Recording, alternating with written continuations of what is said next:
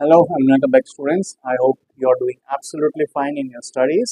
आज का जो लेक्चर है वो है न्यू चैप्टर ट्रिग्नोमेट्री पे बेस्ड। पूरा नया चैप्टर अपन स्टार्ट कर रहे हैं। मेरे चैनल में पूरा नया पहली बार स्टार्ट हो रहा है। आज का डेट है 3 नवंबर। ट्राई करते हैं इसको एज सून एज पॉसिबल इसको मैं वाइंड अप करता हूँ। अब इसमें स्टूडेंट्स ट्रिग्नोमेट्री के बारे में पहले हम लोग बेसिक चीज पढ़ते हैं। इससे पहले एक और डिक्लेरेशन दे रहा हूँ कि ट्रिग्नोमेट्री का हमारा चैप्टर खत्म होने के बाद मैं हॉट्स के सीरीज स्टार्ट करने वाला हूँ। हॉट्स का सीरीज का मतलब क्या होता है? हायर ऑर्डर थिंकिंग वाले sums from algebra and geometry. इसमें वो सारे सम्स भी आपको मिल जाएंगे जो एक्सपेक्टेड है आने के, जिसके चांसेस है आने के, likely to come and which have already come in the boards paper.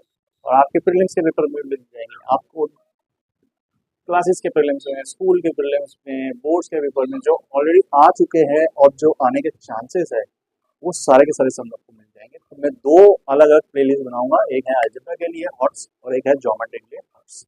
चलिए back to the topic. Trigonometry के बारे में पहले हम लोग समझते हैं ये ट्रिग्नोमेट्री है क्या। अब देखो ये तीन वर्ड्स को कंबाइन करके बनाया। ट्राई मीन्स थ्री, गोनो, ये गोनो वर्ड कहाँ से आया? ग्रीक वर्ड होता है गोना, NA, उसका मतलब होता है angles. Metry, metron, metron, metron is again a Greek word, का मतलब होता है मेजरमेंट। तो तीन एंगल्स वाले फिगर के मेजरमेंट्स के बारे में हम जब स्टडी करेंगे एंगल्स और साइड्स के लेके, that is called as trigonometry. तो तीन एंगल्स वाला कौन सा फिगर आएगा? ट्राइंगल। अब ये कौन से टाइप के ट्राइंगल में एप्लीकेबल है? ओनली पाइथागोरस एप्लीकेबल जहाँ पे होता है, यानी कि राइट एंगल ट्राइंगल। तो यहाँ पे स्टूडेंट हम लोग को क्या करने का है? पहले एक राइट एंगल ट्राइंगल ड्रॉ करना है। अब ऑब्वियसली इसमें बी को मैंने 90 डिग्री शो कर दिया, तो 90 के सामने आता है हाइपोटेन्यूज, और कोई भी एक एंगल ए या सी को मैं थीटा ले सकता हूँ। सपोज मैंने इसको थीटा ले लिया, इसको क्या ले लिया मैंने? थीटा। तो थीटा के सामने वाला साइड क्या हो गया? ऑपोजिट। अब देखिए इसका नामकरण हम कर चुके हैं हाइपोटेन्यूज, ये हाइपोटेन्यूज हो गया 90 के सामने, लेबलिंग हो गया। तो थीटा के सामने वाला ऑपोजिट। अब जो बचता है वो क्या होता है? Adjacent side. एडजेसेंट का मतलब क्या होता है? Neighbour, neighbour. तो थीटा वाला जो एंगल है उसका नेबर वाला साइड कौन सा है? BC। अब नेबर तो AC भी है, तो उसको मैंने AC क्यों नहीं लिखा? क्योंकि उसका मैंने नामकरण पहले ही कर दिया। सबसे पहले शुरुआत ही वहां से किया, 90 के सामने वाला साइड। आपको भी ध्यान रखना है, सबसे पहले 90 के सामने वाला साइड हाइपोटेन्यूज को आप लेवल कर दिया, हाइपोटेन्यूज हो गया काम खत्म, ठीक है। उसके बाद में जो एंगल थीटा लिया आपने, A लिया तो ये ऑपोजिट बन जाता, C लिया तो ये, इसके सामने ये वाला ऑपोजिट बन जाता, ये ऑपोजिट। बचा हुआ साइड को क्या बोलेंगे आप? Adjacent side. तो इस तरीके से आपको लेबलिंग करना है। अब उसके बाद में क्या करना है? ट्रिग्नोमेट्रिक रेशियोज 6 होते हैं, 1 2 3 4 5 6। साइन थीटा में आता क्या है? Opposite and hypotenuse. कोसेक में क्या आता है? Hypotenuse and opposite. कॉस में क्या होता है? Adjacent and hypotenuse. सेक में क्या आएगा? उसका रेसिप्रोकल, ऊपर ये नीचे, हाइपोटेन्यूज एंड, यहाँ पे भी हुआ ऑपोजिट नीचे, हाइपोटेन्यूज ऊपर। तो देखो इसलिए मैंने इन दोनों को सामने सामने लिखा है। ये क्या है? एक दूसरे के रेसिप्रोकल है। क्या है? रेसिप्रोकल। ध्यान से सुनिए वर्ड, ये बहुत बार यूज होने वाला है इस चैप्टर में जब मैं आपको समझाऊंगा। रेसिप्रोकल।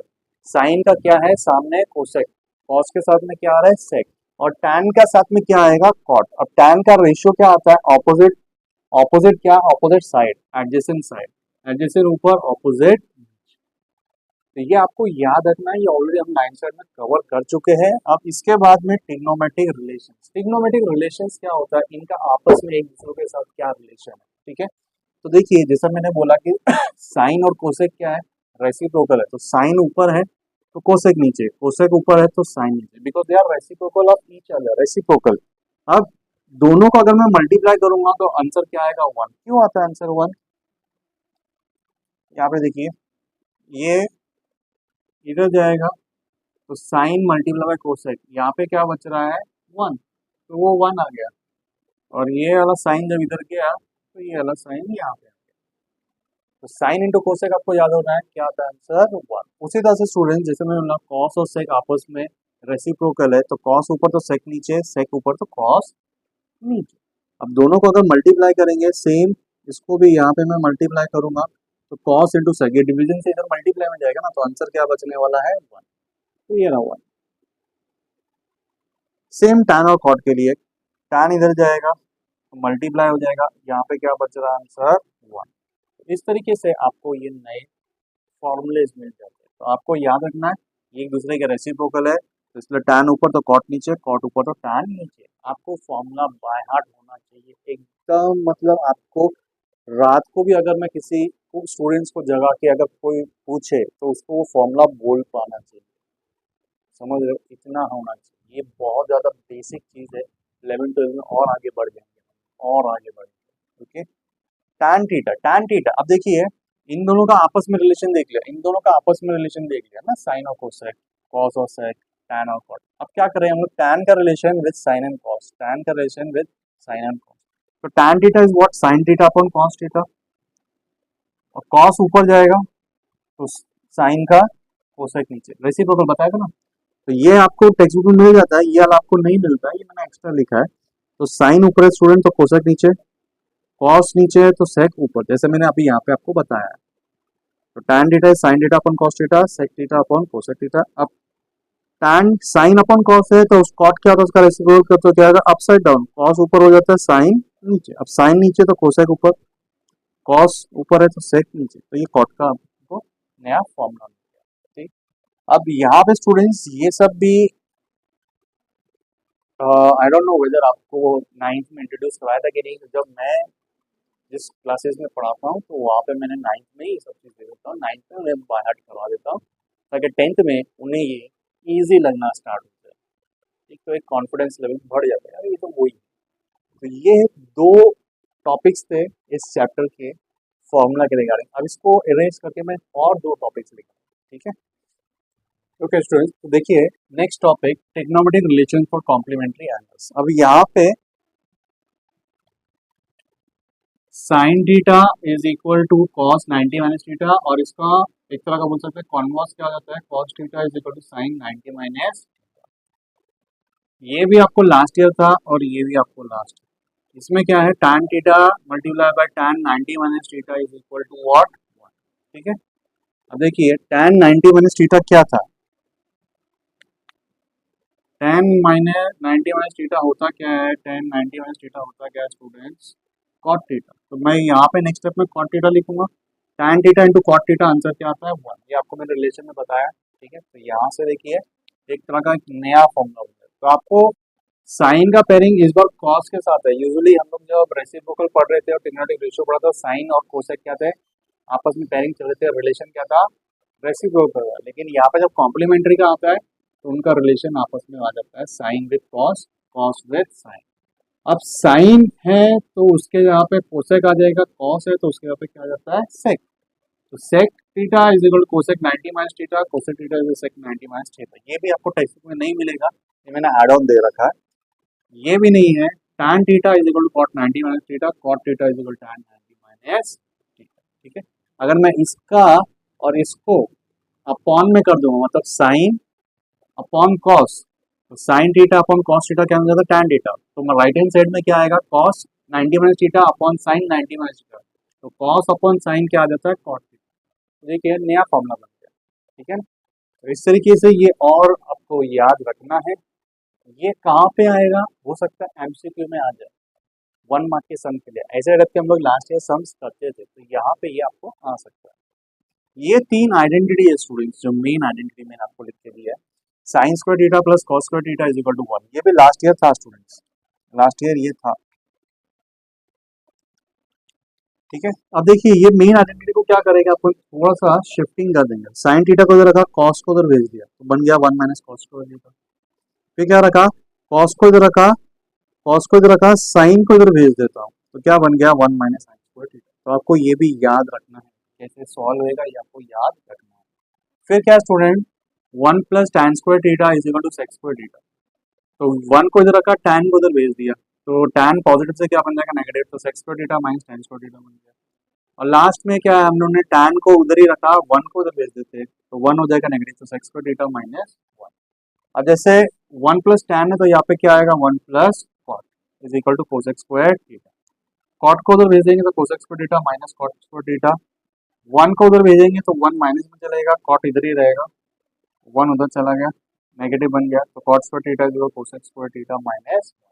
तो इस तरीके से ये तीन मेन आइडेंटिटी है, लेकिन हम लोग ने क्या किया, सिर्फ शिफ्टिंग कर करके उसको एक नया हाई बोलते हैं ना, नया रूप बना दिया, एक नया फॉर्मूला की तरह उसको दिखा दिया, ठीक है। इसको भी आपको याद रखना है। ये सारे सम्स जो फॉर्मूला जो मैंने किए हैं, जब हम टू प्रूफ वाले सम्स करेंगे ना, वहाँ पे बहुत रिलेशन यानी कि टॉपिक नंबर 2 वो बहुत ज़्यादा यूज होने वाला है, और आइडेंटिटी टॉपिक नंबर 4 नोट्स का, ये प्रूफ डेटा वाले सम्स इसमें बहुत ज़्यादा यूज। चलिए अब इसको एरेज करता हूं। तो ये है लास्ट पार्ट, क्योंकि ये इसमें ज़्यादा नोट्स नहीं है, 2 ही एक्सरसाइज है, तो मैं दोनों ही एक्सरसाइज के नोट्स एक ही बार में खत्म कर रहा हूँ। तो दिस इज फॉर एक्सरसाइज 6.2। अब नोट्स के नाम पे सिर्फ मैं डायग्राम बता रहा हूँ, ये डायग्राम में ही एवरीथिंग है what is required to solve exercise 6.2। अब देखिए इसमें है क्या, यहाँ पे स्टूडेंट ये हॉरिजॉन्टल लाइन जो मैंने ब्लू कलर में दिखा रखी है, दिस इज हॉरिजॉन्टल लाइन। अब हॉरिजॉन्टल लाइन से जब हम ऊपर देखेंगे, ऊपर की साइड जो एंगल बनता है that is called angle of elevation. Horizontal line से अगर हम नीचे के साइड देखेंगे तो वो बनता है एंगल ऑफ डिप्रेशन। अब थोड़ा डिटेल में, हॉरिजॉन्टल लाइन क्या होगा स्टूडेंट, जैसे कि मैं यहाँ पे खड़ा हूँ, मेरे आईज के लेवल पे जो मैं एक इमेजिनरी लाइन ड्रॉ करूंगा that will be like horizontal line ice के लेवल पे। ठीक है, मैं ऐसा खड़ा हूं मेरे आइस के लेवल पे, that will be imaginary line. अब मैं इमेजिनरी लाइन के बाद में अगर मैं ऊपर देख रहा हूँ, सपोज मैं ऊपर फैन है, मैं फैन की तरफ देखता हूँ, ये मेरी इमेजिनरी लाइन थी, अब मैं इमेजिनरी लाइन से ऊपर की तरफ देख रहा हूँ, ऊपर की तरफ जब मैं ऊपर देख रहा हूँ तो जो एंगल बना है, जो ऐसा एंगल बना है, उस एंगल को बोलते हैं एंगल ऑफ एलिवेशन। एलिवेशन मतलब ऊपर।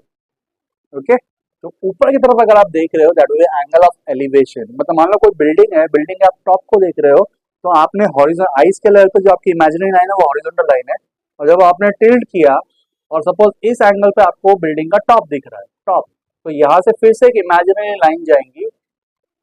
Okay, that will be line of vision. Line of vision क्या होता है, विजन मतलब देखना।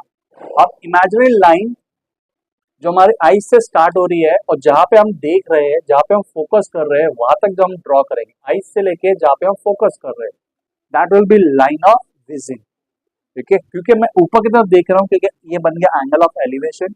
अब अगर मैं नीचे देख रहा हूँ, मान लो कि मैं बिल्डिंग के टॉप पे खड़ा हूँ, मैं बिल्डिंग के टॉप पे हूँ, और वहां से फिर से मेरी एक हॉरिजॉन्टल लाइन जो मेरे आईज के लेवल पे रहेंगी, और अब मैं सामने सपोज कोई स्कूटर खड़ा है या सामने कोई कार खड़ी है, मैं उसे देख रहा हूँ, तो मैंने हॉरिजॉन्टल लाइन ये थी, अब मैंने कितना डिग्री अपने नेक को टिल्ट किया, और जहां पे मैंने स्टॉप करके फोकस कर रहा हूँ, वापिस से मेरे आईज से एक इमेजिनरी लाइन जो कि उस स्कूटर तक रहेंगी, that line makes the angle of depression.